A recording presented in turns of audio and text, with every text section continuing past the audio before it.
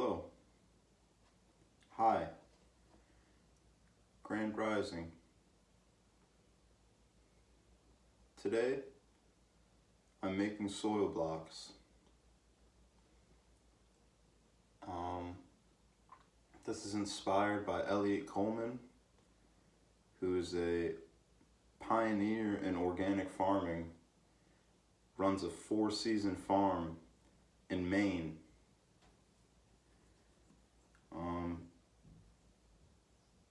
He developed this technique from the Europeans, I believe,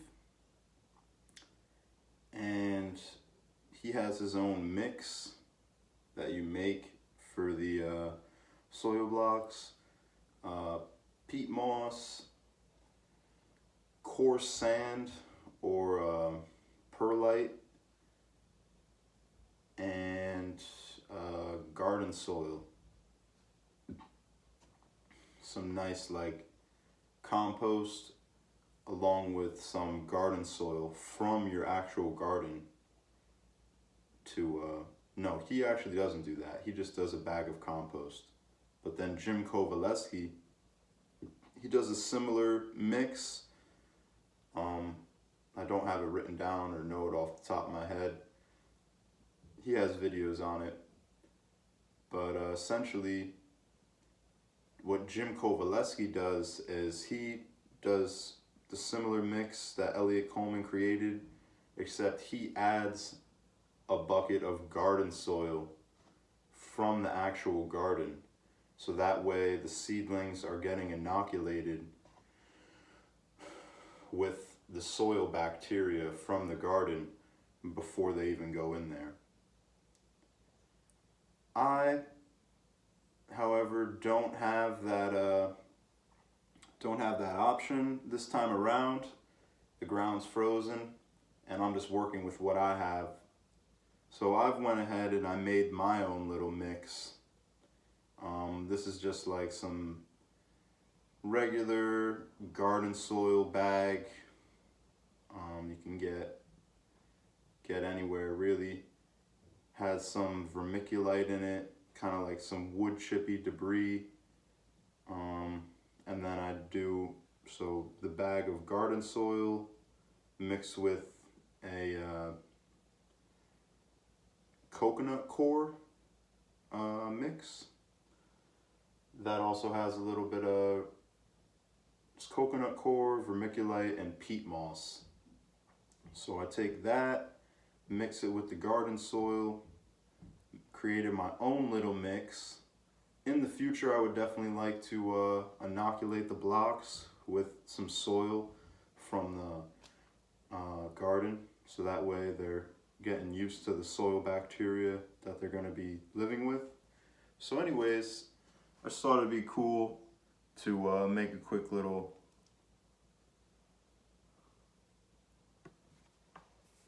soil block video. Just made these.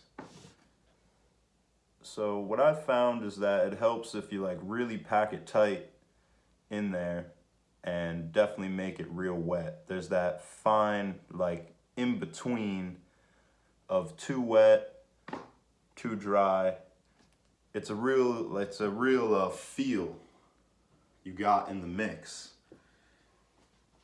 So I've got my little pre-mix right here with the water. I had made a whole bunch of blocks, but it got too hot in my apartment. They dried out and the seedlings inevitably died. So I'm just reusing these dried up blocks, kind of taking them, because these were already pre-mixed, made, but now they've dried up. So just to kind of redo the whole cycle, I'm breaking them up in here. They're already pre-mixed, so all I gotta do is just add a little water.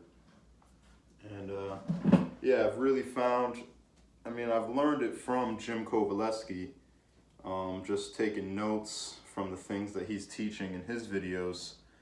But there's a real feel to it. Elliot Coleman, he's saying the same thing. And you definitely want it more moist than not. Because when you go to squeeze out the blocks, you want it to just like slide right out, or else what will happen is that the top part from the middle up gets stuck in the in this block maker right here. So without enough moisture, they just kind of get stuck on the release.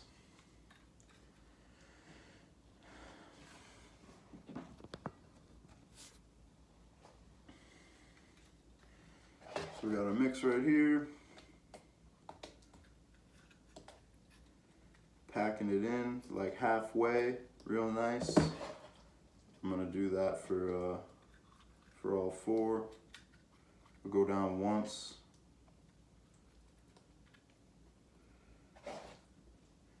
And this is like really, I can't stress it enough, this is a really, really wet mix here.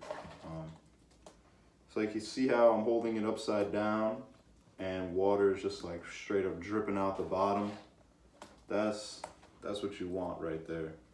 Like it took me a while to fully grasp that and understand that, because it seems almost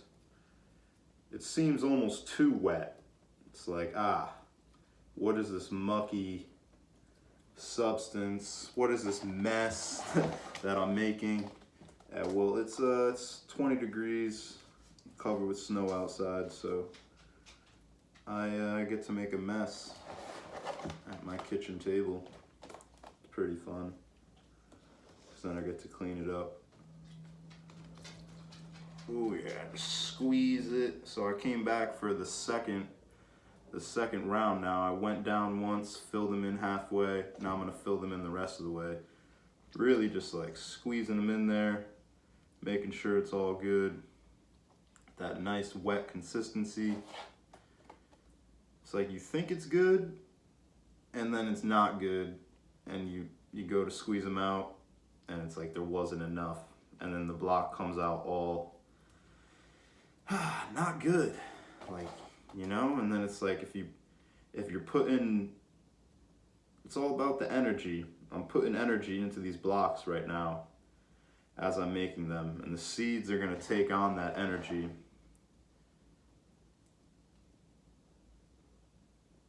I guess I can't say if that's fact for sure, because I haven't talked to the plants. Well, I have talked to them, and I definitely have heard things back too. So, I mean, I think it could be an agreement. Maybe some people would disagree, but I definitely feel that these plants can feel the energy. So if I was to make a poorly made block, the seedling's gonna grow up in that poorly made block. It's not gonna make for the best seedling. Ooh, I'm dripping water almost off the table. Okay, so we got our blocks packed up, nicey nice. Gonna come right down on this flat table. I was doing it on a plate. The plate is nowhere. The plate's actually holding up the phone, but I was doing it on a plate, and they weren't coming out too good because on the sides it's a little curved up. You know how plates do the little curve up on the side, so the block would kind of be resting like on its little side, on its side like that, instead of flat. So I've came to the conclusion that it's best to do it flat on the table. Bang. See, nothing stuck in there. Packed them nice, had it nice and wet. I also picked this up from Jim Kovaleski. It's good to let them sit for like a little while. You don't have to. Like, I can pick this up right now and we'll be cool. Nicely made Nicely made block.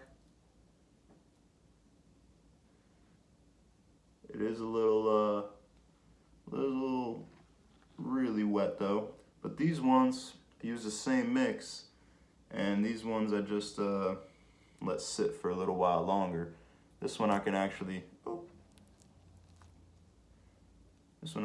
throw up in the air a little bit. You know, people think they want to fall apart, but if you pack them right with the right mix, they will do just fine. So now I got more blocks to make and a mess to clean up. So here's a little soil block video. Give you some insight to a different way of starting seedlings. This is how I do it. I've seen what other people have done. I've took it upon myself to create my own mix.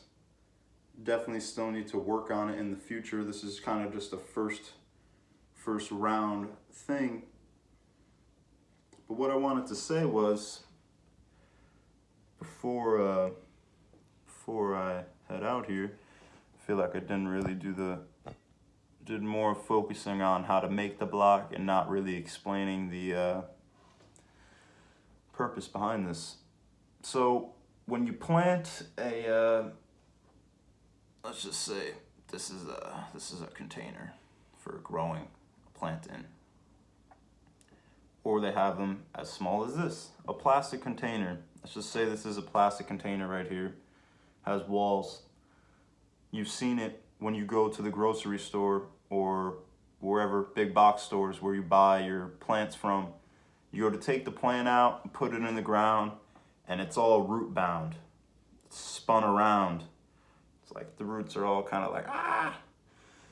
So when you put that plant in the ground, it needs to figure out, like the roots literally need to unravel themselves and figure out where to go in the soil. And that takes time. So as opposed to when you start them in the soil blocks, I have a mini one right here. So you start them in the mini. This comes in, I got the tool right here actually.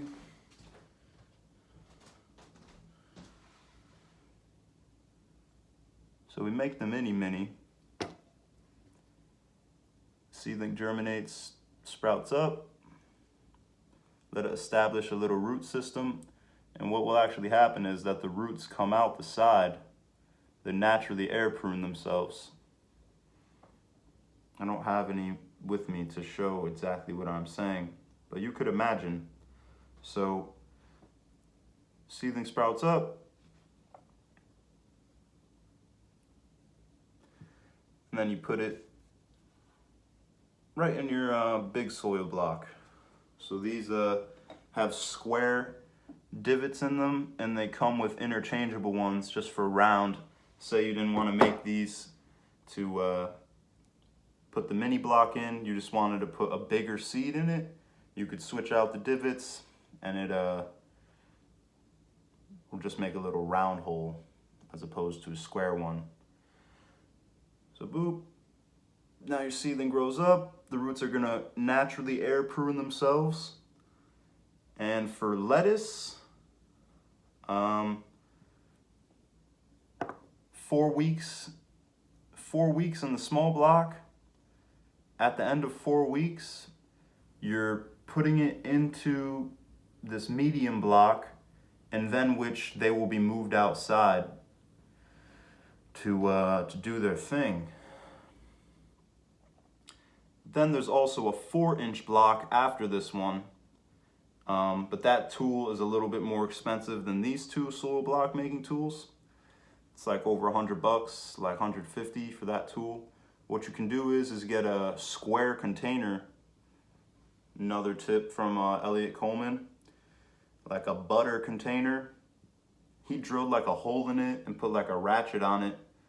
But I wouldn't even go to that extreme. I just kind of got like a little square container, took my mix, put it in, like a little mini sandcastle, then just made a hole in the top for this block. I actually have an example real quick.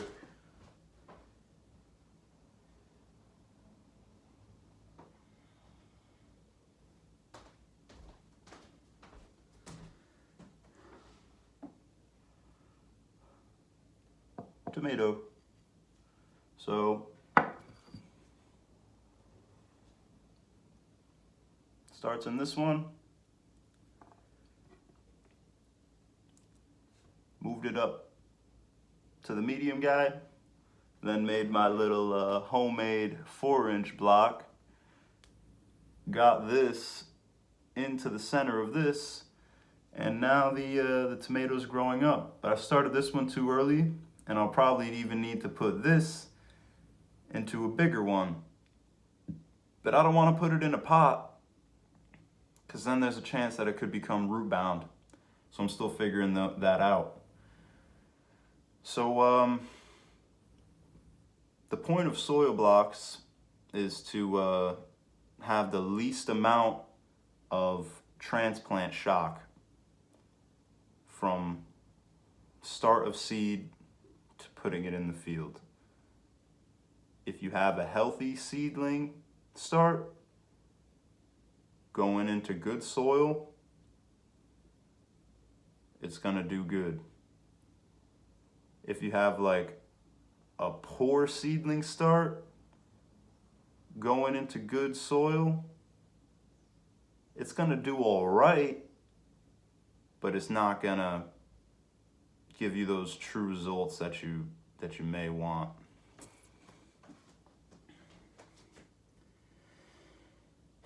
So that is that's a soil block video. We'll definitely come back and touch on this when I have my own mix in a better array. Much love, wholeness. I hope everyone has a great day. We'll be talking soon.